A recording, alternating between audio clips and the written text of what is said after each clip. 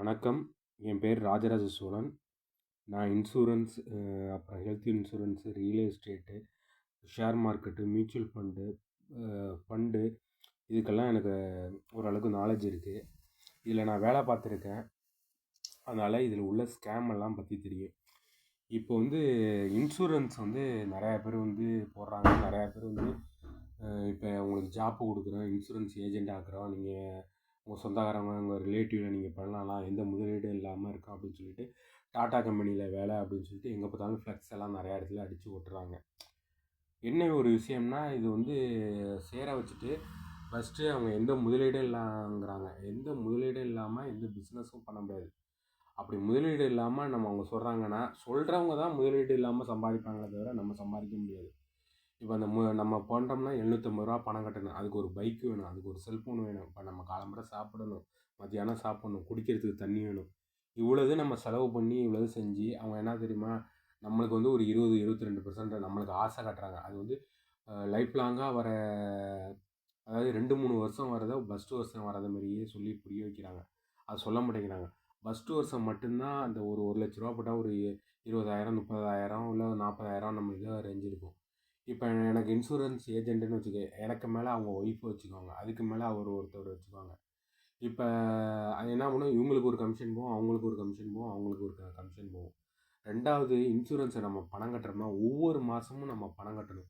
இப்போ ஒரு வீடு வாடகைக்கு எடுக்கிறோம், வாடகைக்கு ஒரு அட்வான்ஸ் கொடுக்குறோம், ஒரு மாதம் முடிஞ்சோன்னே கட்டுறோம். கரண்ட் பில்லு மாதம் முடிஞ்சோன்னே அந்த கரண்ட் பில் எவ்வளோ ஒரு அட்வான்ஸ் தொகைன்னு ஒன்று கட்டுறாங்க, இது பண்ணுறாங்க. ஆனால் இவங்க இன்சூரன்ஸ் அப்படி கட்டணும்னு ரூல்ஸ் கிடையாது. ஆனால் இவங்க சொல்கிறாங்க, ஃபஸ்ட்டு வருஷம் நீங்கள் ஃபுல்லாக கட்டணும், வருஷம் கட்டணும் அப்படிங்கிறாங்க. இப்போ நீங்கள் ஒரு ஒரு மாதம் ஒரு ₹10,000 நீங்கள் கட்டுறீங்கன்னு வச்சுங்க, வருஷத்துக்கு ₹1,20,000 அவங்க கொஞ்சம் ஒரு ₹5,000 உங்களுக்கு டிஸ்கவுண்ட் கொடுப்பாங்க. ₹1,15,000 கட்டணுமாங்க மொத்தமாக கட்டினீங்கன்னா.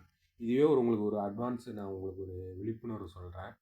நீங்கள் இந்த ₹1,20,000 நீங்கள் ஃபஸ்ட்டே நீங்கள் கட்டுறீங்கன்னு வச்சுங்க, ஃபஸ்ட்டு மாதம் நீங்கள் ₹10,000 கட்டணும். பாக்கி ₹1,10,000 இருக்குது. அதாவது 2024 தங்கம் என்ன ரேட் விற்றுச்சு, ஒரு கிராம் என்ன ரேட் விற்றுச்சு நீங்கள் கணக்கு பண்ணி பாருங்கள். ₹6, ₹7 அந்த ரேஞ்சில் இருந்துச்சு.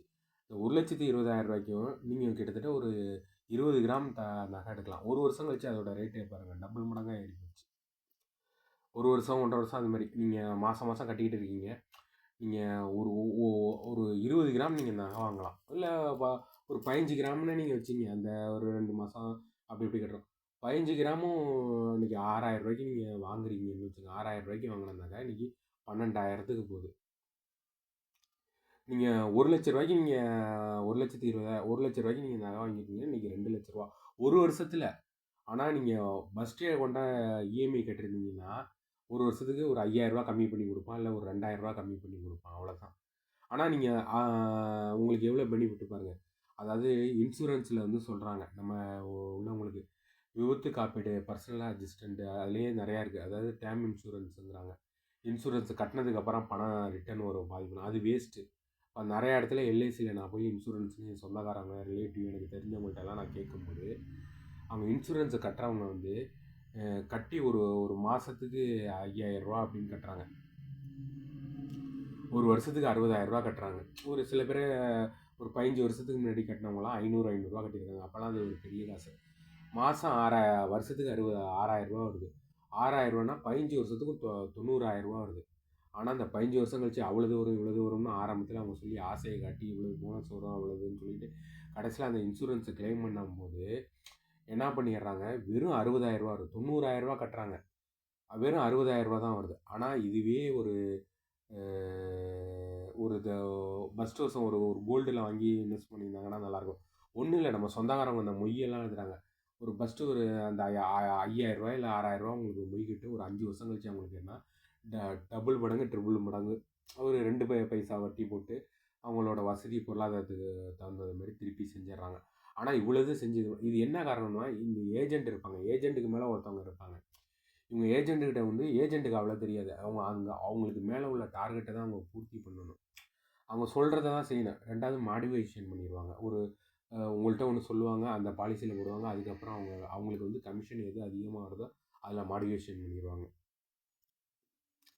அதனால் நிறையா பேர் இதில் ஏமாறுறாங்க. இதில் ஏமாறுறது யாருன்னா, இந்த மிடில் கிளாஸில் உள்ளவங்க, இந்த வறுமை கோட்டுக்கு கீழே உள்ளவங்க, அவங்கள ஆசை காட்டி உங்கள் குடும்பம் வீணாக போயிடும், உங்கள் ஹெல்ப் பண்ணிடுவாங்க, நீங்கள் பணம் போட்டிங்கன்னா இது.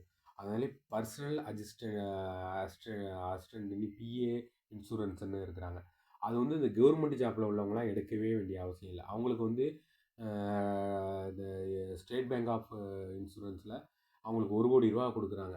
அது அவங்களுக்கு வந்து இதாக இருக்கும். சில நேரத்தில் வந்து நீங்கள் இன்சூரன்ஸ் எடுத்தாலும் நீங்கள் மொதல் நாள் தண்ணி அடிச்சிருக்கீங்க, மறுநாள் உங்கள் பிளட்டில் வந்து ஆல்கஹால் இருந்துச்சுன்னா உங்களுக்கு இன்சூரன்ஸ் கிளைம் பண்ண மாட்டாங்க. அதுவே நிறையா போலீஸுக்கு பொய் இது கொடுத்து அவங்க போலீஸே அவங்களுக்கு இன்சூரன்ஸ் கம்பெனிக்கு சப்போர்ட்டாக செஞ்சு இன்சூரன்ஸே நிறையா கிளைம் பண்ண முடியாமல் இருக்குது. இன்சூரன்ஸ் எடுக்கும்போது பார்த்து நிதானிச்சு எடுங்க. 2வது உங்கள் குடும்பத்திலே உங்கள் அண்ணன் தம்பி யாராச்சும் ஒருத்தவங்க இன்சூரன்ஸ் ஏஜெண்ட்டாக சேர்த்துருவாங்க. அவங்க சேர்த்துருவாங்க. சேர்த்துட்டு என்ன பண்ணுவாங்க, உங்கள் அண்ணனை போய் கேளுங்க, உங்கள் தம்பியை கேளுங்க, நீங்கள் அந்த ஊருக்கு டூர் போகலாம், கோவாவுக்கு போகலாம், சைனாவுக்கு போகலாம் அப்படின்னு. இப்போ 30,000 ரூபா கட்டினா இந்த சைனாவுக்கு போகிறாங்க, அழைச்சிட்டு வராங்க 3 நாள் 4 நாள் டூர். இவங்க என்ன பண்ணுவாங்க, அந்த ஆசையை காட்டிட்டு அவங்க என்ன பண்ணுவாங்க, நீங்கள் இவ்வளோ 5 லட்ச ரூபா பண்ணணும். ஃபஸ்ட்டு நீங்கள் ஒரு 2 லட்ச ரூபா கட்டினா அந்த இதுங்க ஃபஸ்ட்டு வருஷம் பண்ணால் தான் அந்த கமிஷனு அந்த இது. மறு வருஷம்லாம் பார்த்தீங்கன்னா 3லேருந்து ஒரு 8% அவ்வளோதான் கமிஷன் கிடைக்கும். நீங்கள் இந்த பணத்தை 1 லட்ச ரூபா போடுறீங்க, நீங்கள் ஒரு பேங்க்கில் போய் ஒரு லோன் கேட்க போகிறீங்க, ஒரு டாக்குமெண்ட் எடுத்துகிட்டு போகிறீங்க. 20 லட்ச ரூபா சொத்து இருந்தால் தான் 1 லட்ச ரூபா உங்களுக்கு கடன் கொடுப்பாங்க. ஒரு மாதம் நீங்கள் கட்டாமல் விட்டுட்டீங்கன்னு வச்சுக்கோங்க, அதுக்கு வட்டிக்கு வட்டி போட்டு, அதுக்கு மீட்ரு வட்டி போட்டு, அதுக்கு ஜிஎஸ்டி போட்டு, கிரெடிட் கார்டுலேருந்து எல்லாத்துலேயுமே இந்த பிரச்சனை இருக்குது. அதனால் இன்சூரன்ஸுங்கிறது மிகப்பெரிய நம்மளுக்கு தேவை. நம்மளோட பொருளாதாரம், நம்ம குடும்பத்தெல்லாம் ஒரு செட்டில் பண்ணிவிட்டு நல்லா கடன் பிரச்சனை இல்லாமல் இருக்கிறாங்கன்னா இன்சூரன்ஸ் லைஃப் லாங்காக கட்ட முடியுமா, இன்சூரன்ஸ் எடுங்க. கரெக்டான இன்சூரன்ஸ் எடுங்க. உங்கள் சொந்தக்காரங்க சொல்கிறாங்க, பேங்க்கில் வேலை செய்கிறவங்க சொல்கிறாங்க, அவர் கவர்மெண்ட் எம்ப்ளாயி, கவர்மெண்ட்டில் இருக்கிறாரு அப்படின்னு சொல்கிறாங்க, சொல்லாதீங்க. அந்த காலத்தில் கையெழுத்து போட்டவங்களுக்கு கவர்மெண்ட் எம்ப்ளாயி வேலை கொடுத்தாங்க. அதாவது பேர் எழுத கையெழுத்து படிச்சிருந்தா போட்டு கொடுத்தாங்க. அதுக்கப்புறம் எழுத படிக்க தெரிஞ்சால் 5வது படித்தவங்களுக்கு டீச்சரு. இன்றைக்கி வந்து ஒரு போட்டித் தேர்வு, அந்த வேலைக்கு போகிறதுக்கான ஒரு போட்டித் தேர்வு. அவங்களுக்கு வந்து இன்சூரன்ஸை பற்றி ஒன்றும் தெரியாது. டெத்து இன்சூரன்ஸ்னால் எப்படி இருக்கும், அந்த பணத்தை திருப்பி வந்தால் அவங்க குடும்பத்தில் எப்படி அவங்களுக்கு அதை வாங்கி கையில் கொடுத்து அவங்களுக்கு ஒரு செட்டில் பண்ணுற ஒரு மனநிலை அவங்களுக்கு இல்லை. அதை எப்படி அதில் எவ்வளோ கமிஷன் அடிக்கலாம், இதில் எவ்வளோ கமிஷன் அடிக்கலாம், இப்போ அதேமாதிரி தான் ஆயிடுச்சு. அதனால் இன்சூரன்ஸுங்கிறது வந்து கொஞ்சம் கேர்ஃபுல்லாக எடுங்க. அதாவது போஸ்ட் ஆஃபீஸில் பர்சனல் அசிஸ்டன்சி, அதாவது விருத்து காப்பீடு போடுறாங்க. ரோட்டில் நம்ம அடிபட்டு இது பண்ணோம்னா அது எடுங்க. அது எல்லாருக்குமே தேவையானது. குடும்பத் தலைவர்கள் எல்லாருமே எடுத்தாகணும். அதை எடுத்துருங்க. அது கொஞ்சம் ரொம்ப இதாக இருக்கும். Insurance, share market, mutual fund, real estate, இதை பற்றி உங்களுக்கு எந்த ஒரு டவுட்டாக இருந்தாலும் நம்மள்கிட்ட கேளுங்க. நம்மளால் முடிஞ்ச ஹெல்ப் பண்ணுவோம். தேங்க்யூ.